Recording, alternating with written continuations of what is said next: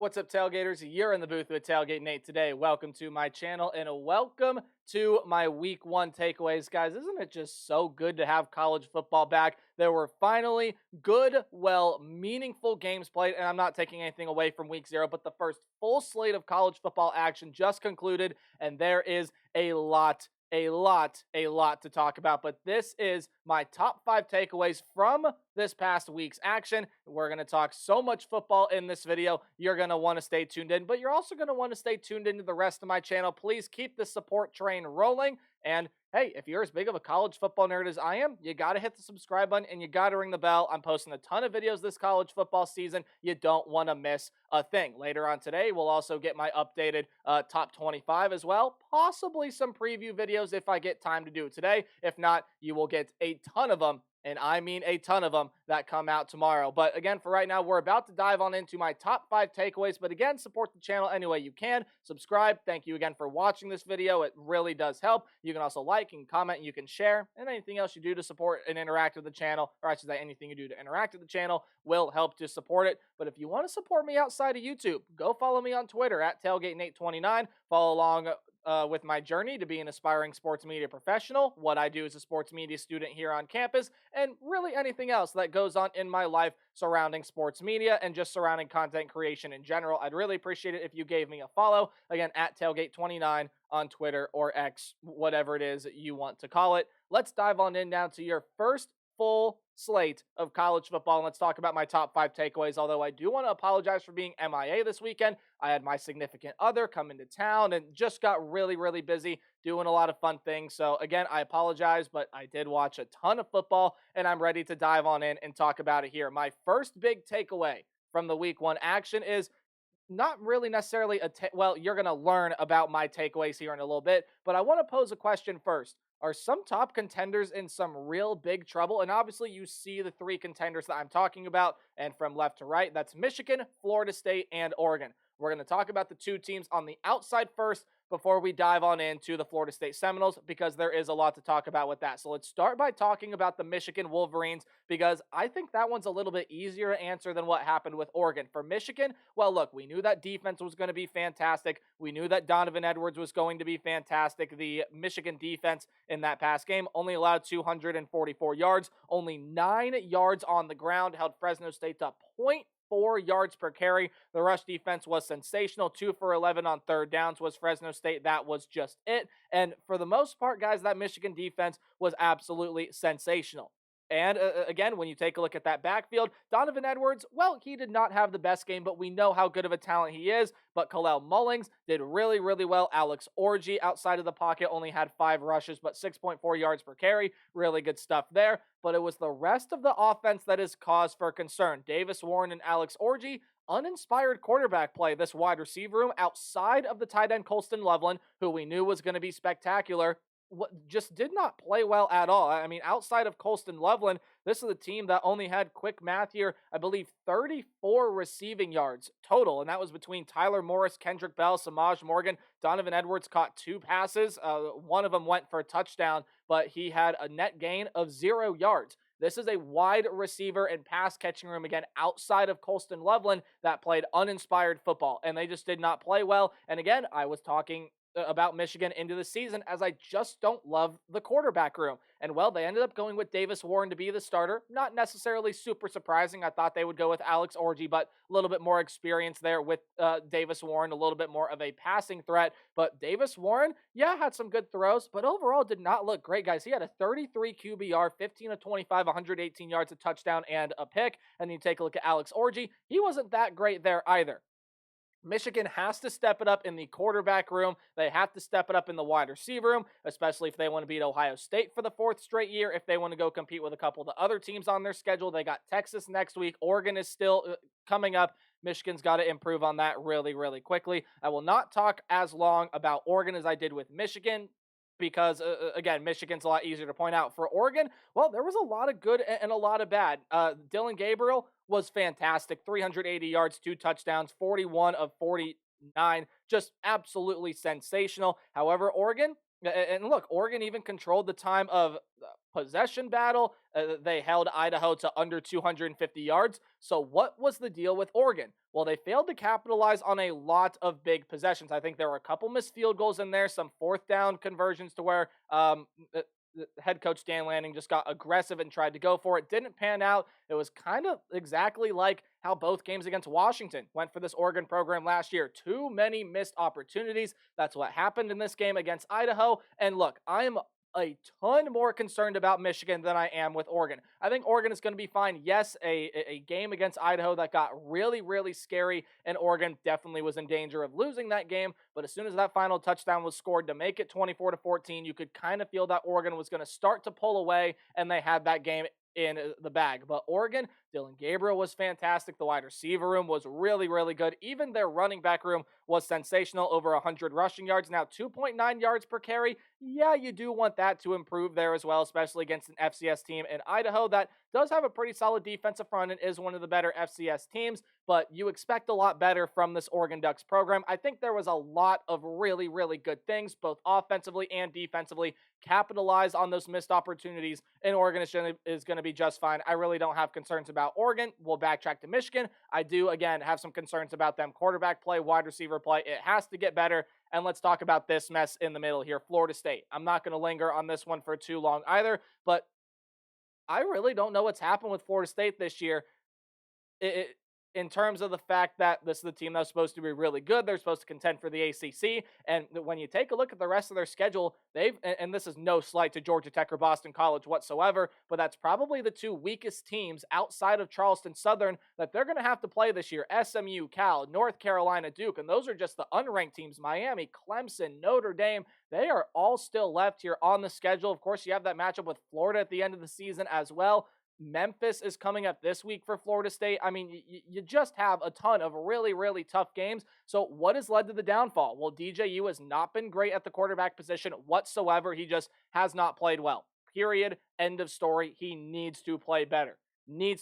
He's shown flashes of being really good, but the amount of times he's overthrown his receivers, guys, that's got to change. And this is a team that's only averaging 2.5 yards per carry. Their rush defense is also non-existent. They've allowed both Georgia Tech and Boston College to control the clock against them, which is not indicative of playing winning football. And for as experienced as this team is, for a team that is coming off a 13-0 season, minus the bowl game against Georgia, and an ACC title game with everything to prove after missing out in the college football playoff, it's been probably the worst start that you can ask for here.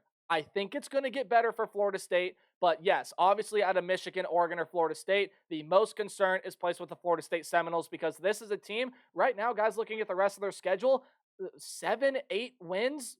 Maybe, I mean, at least if they continue to play like this, they might even be this close on missing out to a bowl game. I think it's going to get better for Florida State, guys. I really do. But there's a lot of concern surrounding that program right now. And I'll touch probably more on it there in my top 25 video coming up as well. But I know I lingered on this screen for long, but there was a lot to talk about. Again, there was a lot to talk about from this past week. Are some top contenders in trouble? With Michigan, maybe slightly. With Florida State, absolutely. And with Oregon, I wouldn't worry about them too much. There were too many good things to see for me to really have any big concern with the Oregon Ducks. Let's go ahead and move on forward here now to my number 4 takeaway, and I will not be lingering on these for as long as I did that last slide, but there's just something that feels different about the Penn State Nittany Lions this season. So Penn State, historically, minus Oregon, Washington, USC, UCLA, they've always kind of been that third wheel within the Big Ten Conference. They've been behind Ohio State. They've been behind Michigan. Even back when Wisconsin was good, they were behind Wisconsin, and that's not taking anything away from Luke Fickell's Badgers this season. But this year, Penn State really does just feel different. Now, Drew Aller did not showcase a ton here. Again, only threw 17 passes, but he looked absolutely sensational. 216 yards, 3 touchdowns, 12.7 yards per completion. The downfield passing attack looks a whole lot better. This running back room, of course, was sensational. Now, they didn't run the ball that effectively with Katron Allen, only 10 carries for 20 yards, but Nick Singleton was amazing, 8.8 yards per carry, 1 touchdown, and you know Katron Allen is going to find his stride. Harrison Wallace was spectacular. Now, no completions did get to Julian Fleming, which I think is going to change here. Julian Fleming's going to be a lot more involved in this offense as you go forward. But Harrison Wallace, 2 touchdowns. He was sensational. And the defense. Oh, the, the defense is definitely in contention to be one of college football's best in 2024. They Oh, my apologies for that. They only allowed 246 yards, 2.3 yards per rush, 5.6 yards per completion. Yes, they did have 8 penalties, which you got to get cleaned up, but they forced 3 turnovers. They did win the time of possession battle only by about a minute or so, but they still won it. Held West Virginia to 4 of 14 on third downs. But again, the turnovers were the big factor here, and already a +2 turnover margin after this game because, yes, Penn State did lose a fumble here in this one. I don't know, guys. Something just feels different about Penn State this year. Everyone was talking last year about how Drew Aller is going to be the guy, and he showed that a little bit last year, but this game definitely feels like it proves it. The rushing attack is really good. The defense still continues to have one of the best rush defenses in the entire country against, again, a West Virginia rushing attack last season that was really its bread and butter, and it was simply sensational. Penn State was able to hold it. Penn State's going to be able to compete with the likes of Michigan, with the likes of Ohio State, with the likes of Oregon. I think they're going to be right up there within the Big Ten Conference. Something just feels different surrounding James Franklin's program this year, and that's my number 4 takeaway this college football week. You move on to number 3. Let's talk about some very much so improved defenses, huh? USC and LSU. Now, first off, what an absolutely fantastic, incredible game. Miller Moss leading that game-winning drive, and then Woody or Joquavius Marks with that game-winning rushing touchdown. 8 seconds left, and LSU throws a pick on that very first play of the ensuing drive. Again, did not have that much to work with at all, but still threw that pick, and USC wins. Just an absolute thriller. Now, I think both of these teams, look, even though this is another season opening loss for LSU, I believe it's their 5th straight and their 3rd. And again, Brian Kelly, this is, I believe, his 3rd season. They've lost every season opener that they have played thus far. They lost to Florida State the past 2 years, and now they take this season opening loss to USC. And, well, if you watch that post-game presser, you would know that Brian Kelly was not very happy about it. But when you take a look at these two defenses, that was the main point of contention for both of these teams entering this year. You had a new defensive coordinator for USC and DeAnton Lynn. You had a new defensive coordinator for LSU and Blake Baker to help turn around some defenses that at the end of the day have a lot of very, very, very good talent, but just couldn't get the job done last season. Harold Perkins might be the best defensive player in the country. He showcased it. He utilized it. He was really, really good in this game. 8 tackles led the team, did have half a tackle for loss, was able to provide some really good pressure there throughout moments as well. And then when you take a look at the USC defense, I mean, just again, a lot of guys stepping up, playing some really big roles. They had 3 tackles for loss there, 1 pass defended, and were just able to overall come up with some really, really, really big stops. Now, yes, you'll take a look at the numbers, and look, 450 yards from the USC Trojans. LSU's defense could have done a lot better. USC's defense allowed 421 yards. It definitely could be a whole lot better. But when you look at these two rushing defenses, I mean, LSU's rush defense only allowed 72 yards. USC's rush defense only allowed 113. Both of these defenses are not going to look great statistically. But if you watch the game and you watch how these two defenses unfold and you watch the game plan, sure, there were some missed opportunities offensively for both of these teams. But I think no matter what the statistics say, both of these defenses are going to be much, much, much better than they were last year. And both USC and LSU are going to be contenders to get into the college football playoff. You had Miller Moss out-duel Garrett Nussmeier, 478 yards to, not 478, 378 yards to 308 yards. That was Miller Moss, the first number, and Garrett Nussmeier, that second number. I was really impressed with both of these teams. An absolutely sensational game that, I'll be honest, if you play this game 9 more times, I think the Tigers win 5 of them and USC wins 4, which makes it 50-50. I think these two teams are really evenly matched. It was a fun one to watch. Again, USC is going to be a real contender. LSU is going to be a real contender. But my biggest takeaway, even though the numbers might not show it, the defenses are much, much, much improved for both of these two teams and both of these new defensive coordinators. You take a look at my number 2 takeaway, and let's talk about a team that I think is going to be a tried and true college football playoff contender who made a statement win in Kyle Field in Aggieland, and that is the Notre Dame Fighting Irish. What a win it was for this program. Riley Leonard, yeah, probably could have looked a little bit better, but overall was really, really good with his arms, with his arm, with his legs. Really good stuff seen out of Riley Leonard. And if he can stay healthy, he's going to end up leading this Irish offense to do some great things this year. Jeremiah Love, Jadarian Price, both of those guys were sensational in this game here as well. A lot of the wide receiver room was good. Now, sad news there, and Jordan Faison is going to be out for the next couple of weeks. A really talented wide receiver for them. Had 2 catches, 12 yards. I believe a lower body injury for him, and he's going to be sidelined for the next couple of weeks, which, again, hurts, but it's not the end of the world because people talking about this Irish team and about this game. When you take a look at the rest of their schedule, it was, for the most part, a little difficult to find out where the huge, amazing signature wins were going to come from. After Clemson got beat down by Georgia, well, maybe the Clemson win, if Notre Dame is going to be able to beat them, doesn't look so good. Playing the Florida State Seminoles, that doesn't look that great now either. Now, USC obviously is going to look like a pretty good, impressive win if they're able to beat them at the end of the season as of right now. But otherwise, for the most part, there were just some things where, like, okay, where was Notre Dame going to be able to get a massive, big-time statement win? I think Notre Dame still has their moments to do that.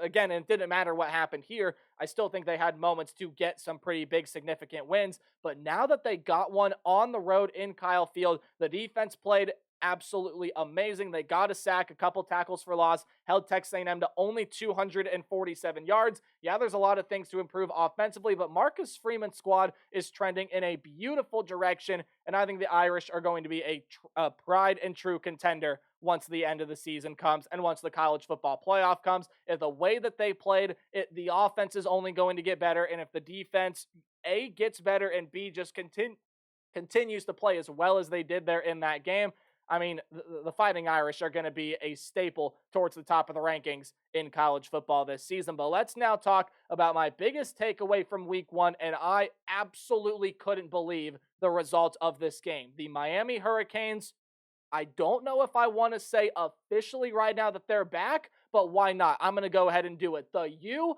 is the clear ACC favorite, and they are a pride and true college football playoff contender. This is a team that can make a very, very deep run. Now, let's talk about the other side of the script for just a minute. Yes, there are things that Florida needs to improve upon. There are things that Florida needs to get better at, especially because, again, that's one of, if not the toughest schedules in all of college football this season. But I was a lot more impressed with Miami than I was disappointed with Florida. I still think Florida had a lot of really good moments. And again, yes, there are some things that Florida needs to improve upon. And Billy Napier will tell you this was an embarrassing loss for them. But I was thoroughly impressed with Miami. Cam Ward, yeah, he is a dude. He's an absolute dude. I mean, 385 passing yards, 529 total yards for this offense. They only held Florida to 261 yards. The defensive front played spectacularly, and yes, they can improve in that rush defense. They only allowed Florida's passing offense to get 122 yards, yet the rushing defense, 139 yards, 5 yards per carry. Yeah, you could definitely look to improve that side of the ball as well, but they were able to get pressure. They were able to force turnovers. They were able to force Florida mistakes. And again, just on the offensive side, I mean, Cam Ward was ridiculous in this game. Damian Martinez seamlessly fit into this offense. Xavier Restrepo was amazing, as was the rest of this wide receiver room. You take a look, again, just some more stats defensively: 3 sacks, 8 tackles for loss, 5 passes defended. What more do you want me to say, guys? I think the U is here to stay, especially with how Florida State has struggled. And Clemson still has a lot of things to improve upon after that the Georgia game. And I even think, again, Miami's got a lot of things to improve upon as well. There were some things by Cam Ward that weren't spectacular, but again, those were very, very few and far between. For the most part, Cam Ward was absolutely sensational. Yeah, the rush defense could get better, but guys, put them up, man. The U, I think, is back, and I think this is going to be a sensational team to watch throughout this college football season. And as it stands right now, I mean, yes, they're going to be a real college football playoff contender and a team absolutely capable of making a deep run in the new 12-team postseason. But the U, the clear ACC favorite as it stands right now, and they're the clear favorite to me to get that first round bye out of the ACC. But guys, that's going to do it here for my top takeaways. I want to know what you guys think. Any other takeaways, leave them in the comment section down below. Remember to play hard but tailgate harder. Later on today, you'll get my updated top 25. Goodbye.